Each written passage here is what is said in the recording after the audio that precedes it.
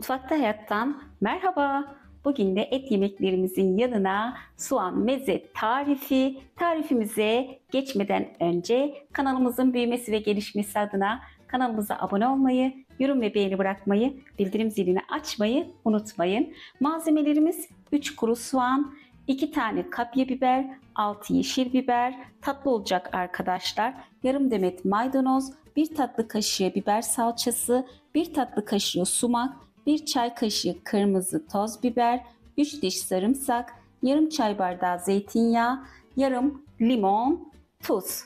Et yemeklerimizin yanına yakışan soğan mezemizi yapabilmek için öncelikle biberimizi, kapya biberimizi, soğanımızı artı yeşil biberimizi, maydanozumuzu öncelikle doğruyorum.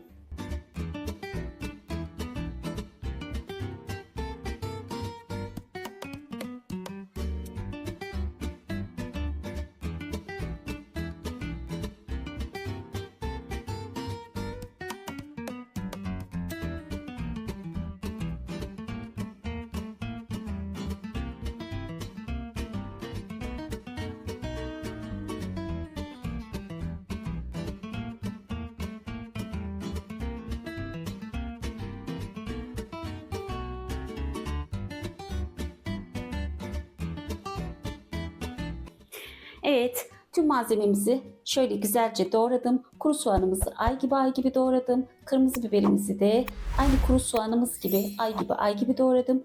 Yeşil biberimizi de incecik doğradım arkadaşlar. Maydanoz da aynı şekilde incecik doğradım. Hemen kabıma alıp geliyorum. Şöyle güzelce leğenimi aldım arkadaşlar. Hemen içerisine biber salçamızı alıyorum. 1 tatlı kaşığı. Artı üzerine hemen tuzumuzu, tatlı toz biberimizi, sumağımızı da şöyle güzelce aldım.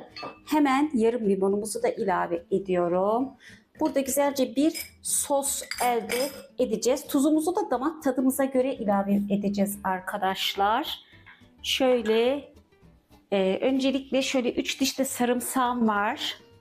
Sarımsağımı da hemen üzerine alıyorum. Şöyle güzelce öncelikle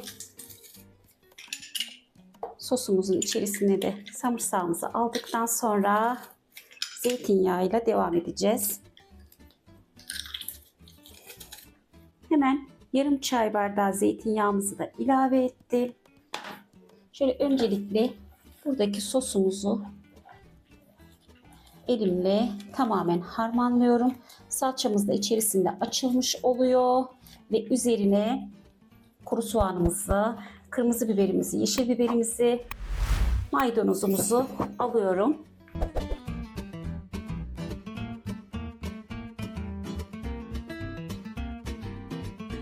Evet, tüm malzemelerimizi de hemen içerisine aldım doğradığımızın.